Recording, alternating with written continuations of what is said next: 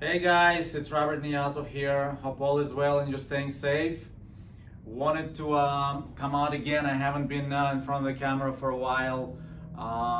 We've been actually busy with a lot of phone calls for refinances. Rates are still low, but I want to specifically talk about several very important topics.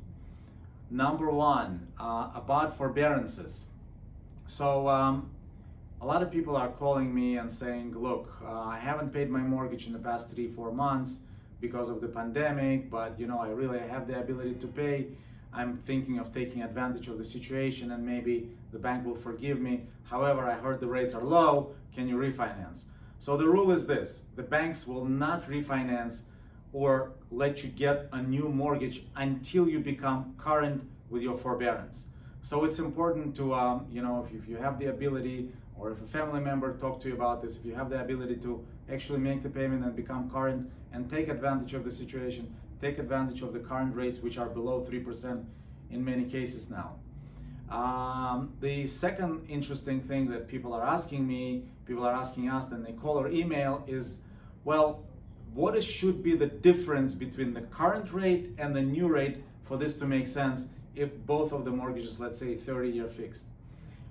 If I'm sitting on 4%, should I go to 3? Is that 1% difference enough?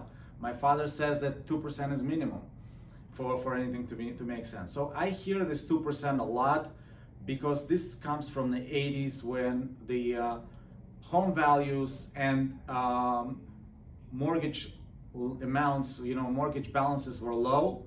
And yes, you needed 2% for a $70,000 mortgage to make sense to refinance. Otherwise, the savings isn't enough.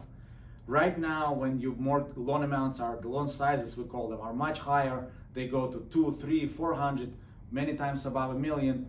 Even 1% or 0.5% difference in the rate. So you're sitting at 3.5, even 3% sometimes may make sense, because people will say 250, 300, 500, 700,000 dollars a month, depending on your situation. So it's not the 2% rule anymore. It's old thinking. It is case by case, and if you need somebody, a professional, to calculate, by all means let us know. One last thing: jumbo mortgages, those mortgages that are above $765,000. There is a lot of press and I guess opinions that are not available at the moment because of the pandemic. They were kind of eliminated for a very short period of time from some of the banks. We always had them, and we even have more abilities now. So don't get discouraged. If you need a loan, if anybody of you needs a loan above $765,000, they are available. Other than that, until next time here, I wish you all to stay safe, and God bless you all. Thank you very much.